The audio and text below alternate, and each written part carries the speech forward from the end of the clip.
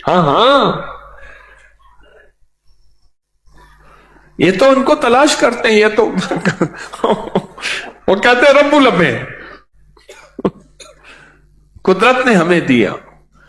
اب اس موقع پہ حمدن کثیرن طیبن مبارکن فی، اس موقع پہ کیسے ہم آگے سے آگے بڑھیں، اس موقع پہ کیسے بڑھیں، اس موقع کو کیسے سنبھالیں، اس کو سوچیں۔ کیا اتنی تراویحیں جو گزر گئی ہیں اس کی ہم نے مشق کی ہے؟ سوچیں۔ ہمیں یاد رہا سمع اللہ لمن حمدہ ربنا لک الحمد۔ اب ذرا موبائل دیکھیں، سیکنڈ دیکھیں، یا سامنے کلاک میں سیکنڈ دیکھیں۔ سمع اللہ لمن حمدہ ربنا لک الحمد حمدا کثیرا طیبا مبارکا فیہ، 6 سیکنڈ لگے، 6 سیکنڈ ہیں، یہ میں نے ٹھہر ٹھہر کے پڑھا ہے، تو 6 سیکنڈ کا موقع تو ویسے ملتا ہے۔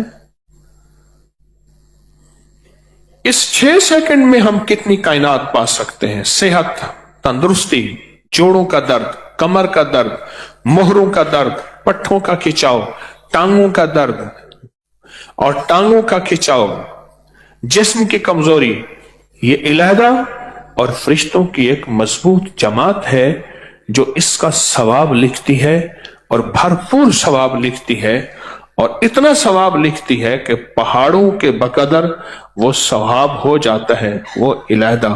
یعنی اس کلمے میں دین بھی، دنیا بھی، آخرت بھی، رزق بھی اور صحت بھی۔ اسی طرح 2 سجدوں کے درمیان اللہم اغفر لی وارحمنی وعافنی، بڑی اہم دعا ہے، بہت اہم دعائیں ہیں، اور یہ وہ دعائیں ہیں جو ہمارے مسئلے حل کر دیں۔ اللہم اغفر لی وارحمنی وعافنی، یہی دعا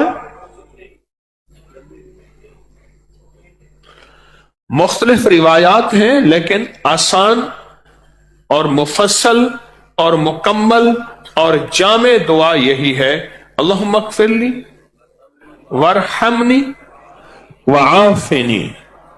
کیوں جی، میں ٹھیک پڑھ رہا ہوں؟ میری زیر زبر میں کمی بیشی ہو تو بتا دیا کریں، سیکھنے والا ہوں۔ اے مولا معاف کر دے،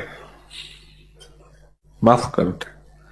سب سے قریب بندہ سجدے میں ہوتا ہے، آپ حیران ہوں گے، بندہ سب سے قریب سجدے میں ہوتا ہے، اور سب سے قریب سجدے میں جا کے اللہ سے کہتے ہیں معاف کر دے، اللہم اغفر لے، رحم کر دے، وارحمنی وعافنی، میری زندگی کا جتنا بھی نظام ہے اس میں عافیت دے دے، آزمائشیں، فتنے، امتحان نہ دے، عافیت دے، عافیت دے، عافیت دے۔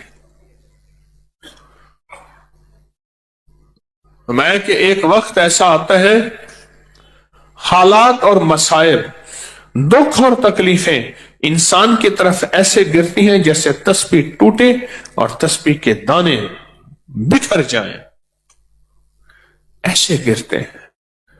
یہ اس وقت ہوتا ہے جب عافیت چلی جاتی ہے، عافیت چلی جاتی ہے، عافیت ٹوٹ جاتی ہے۔ سجدے میں سب سے زیادہ قریب بندہ اللہ کی بارگاہ میں وہ ہوتا ہے جو سجدے میں، اور پھر سجدے میں یہ 3 دعائیں اللہ سے مانگ رہا ہے، یہ 2 سجدوں کے درمیان ہے، اللہ اکبر، پھر اگلے سجدے میں جانے سے پہلے دعا کون سی پڑھنی ہے؟ اللہم اغفر لی وارحمنی وعافنی۔ اس دعا کی مشق کرنی ہے، اتنی مشق کریں، اتنی مشق کریں کہ ہماری سارا سال کی نمازوں میں، سارا سال کے سجدوں میں، سارا سال کے رکوع میں یہ دعائیں پختہ ہو جائیں، پختہ ہو جائیں۔ یہ ہماری زندگی کی ضرورت ہے، مغفرت، पता नहीं किस पल मौत आ जाए। हमारी जिंदगी की जरूरत है उसका रहम, वरहमनी। सारे काम उसकी रहमत और रहम से होंगे। मौत आ गई और मौत के वक्त कलमा उसकी रहमत से मिलेगा, मौत के बाद जन्नत उसकी रहमत से मिलेगी, मौत और खात्मा बेहतर नसीब उसकी रहमत से होगा।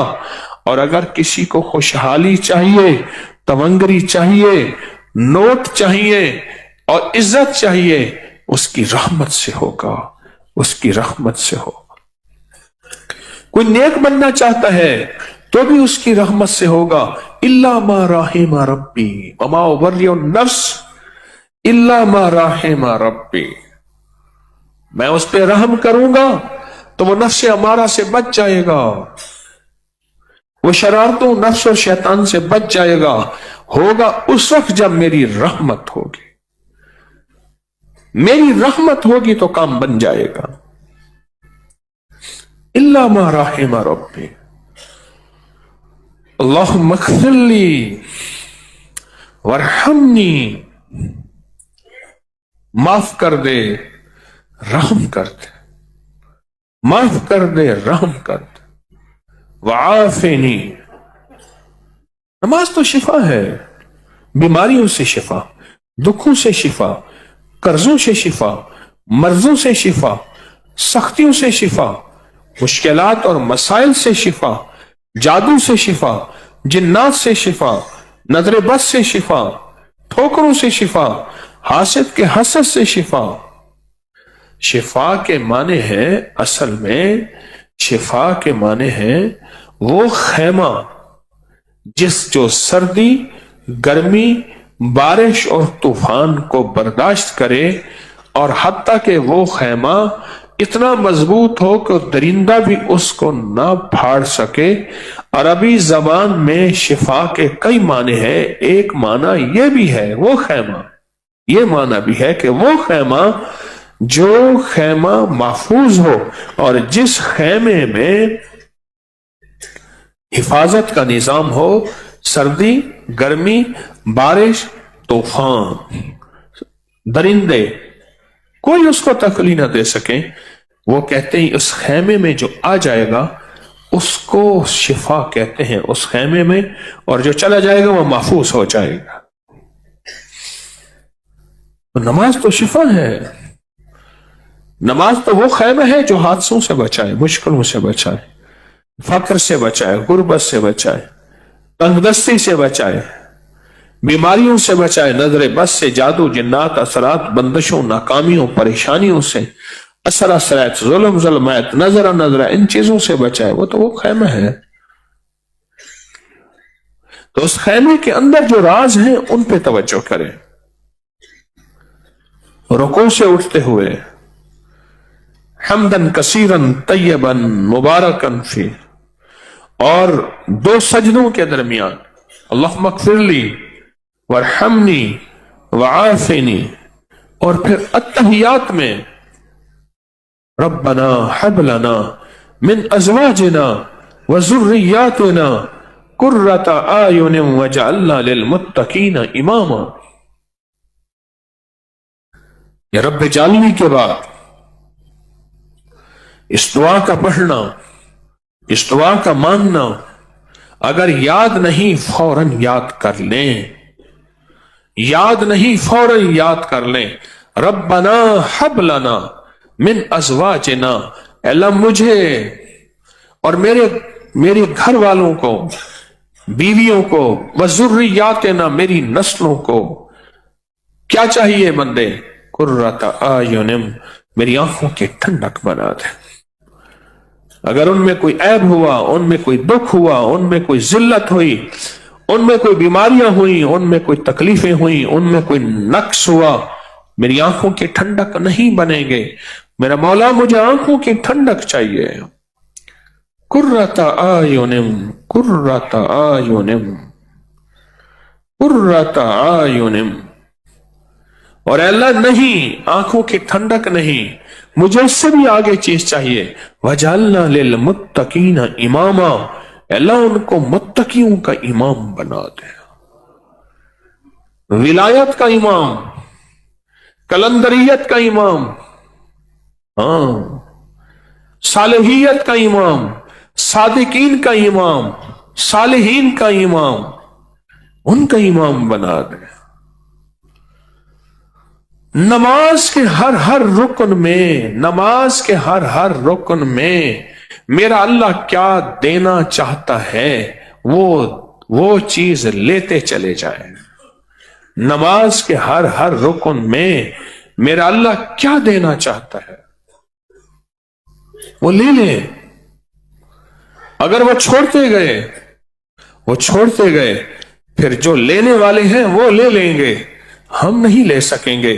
हम फिर नमाज तो पढ़ेंगे लेकिन नमाज में जो मोती थे वो सारे नहीं ले सकेंगे। सजदे के मोती, रुकू के मोती, अत्तहियात के मोती, ये नहीं ले सकेंगे। नमाज के ये मोती। अच्छा, इसकी मश्क उस वक्त होगी जब कोई चीज बार बार की जाए, बार बार की जाए, बार बार की जाए। एक वक्त आता है वो चीज जियों में, मनों में, दिलों में, जज्बों में, जुबान में उतर जाती है। एक वक्त आता है आदत, फिर वही वक्त इबादत बन जाती है। इसकी मश्क करें। जो शख्स इन तीन चीजों की मश्क करेगा, एक और चीज भी है, जो शख्स इन चीजों की मश्क करेगा अल्लाह पाक उसको दुनिया में विलायत के चश्मे अता करेंगे, आंखों से पर्दे हटाएंगे, जागती आंखों से फरिश्ते जिन्नात दिखाएंगे, जागती आंखों से जन्नत और जन्नत की नेमतें दिखाएंगे, और जागती आंखों से आलम के सरबस्ता राज दिखाएंगे, और जागती आंखों से उसे अपनी कुदरत के करिश्मे दिखाएंगे। इन अमल में क्यों? नमाज के दौरान जो अमल होता है और जो नमाज के अंदर ताकतवर अमल है उसकी तासीर और ताकत बेमिसाल होती है, उसकी तासीर और ताकत बाकमाल होती है। जो चीज नमाज के अंदर होती है, जो चीज नमाज के अंदर होती है, जो चीज नमाज के अंदर होती है उसकी तासीर बाकमाल, उसका कमाल बाकमाल होता है, जो चीज नमाज के अंदर होती है। और कौन सी? और एक चौथा अमल है, किसी को याद है? और सोचे। एक चौथा अमल भी है, एक हमदन कसीरन, दूसरा मगफिरली वरहमनी वआफिनी, तीसरा रब्बना हबलना। एक चौथा अमल भी है।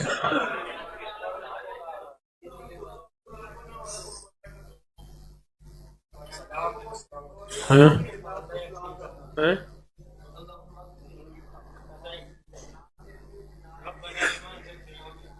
हाँ जी, बोले।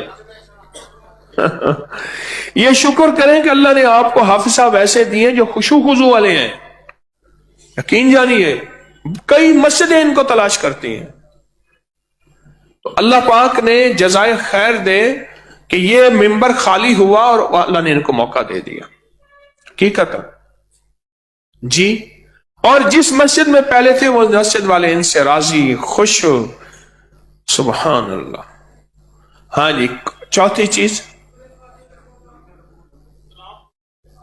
है